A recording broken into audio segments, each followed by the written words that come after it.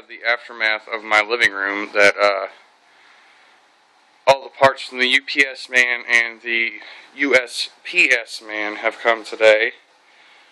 So just here in a second I'll take y'all outside and we'll be able to see what's going on with the Yoshimura exhaust and all the other goodies that I've gotten today. Okay, so before I get too far into this, I wanted to show you guys what the Aero exhaust sounds like versus the Yoshimura. I've already got everything off and one bolt holding the exhaust on, so if you're looking for a how-to video on how to do all this, you'll need to go elsewhere. Sorry, I'm not going to show you all that.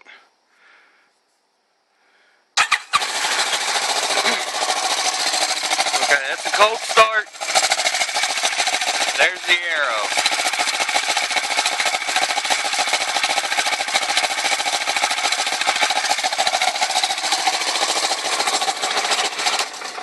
And it's rattling like that because, like I said, there's only one bolt holding it on right now.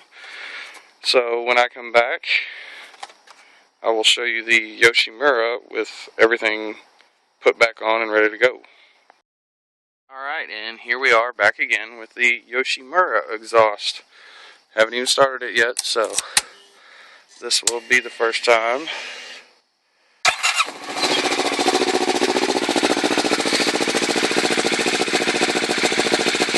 Much better.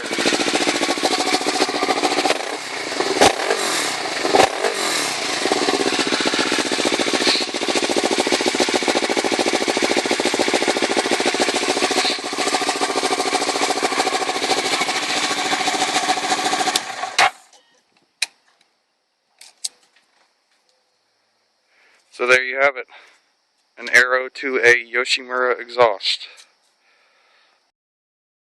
And we're back now and everything is put together.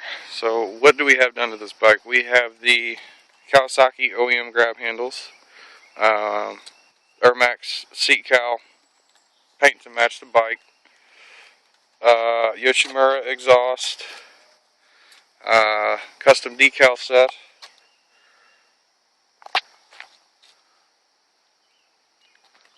smoked out turn signals, Pazzo racing black on black short shifter levers, driven D3 Alumitech grips,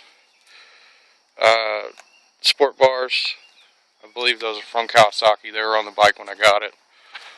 Carbon fiber tank pad,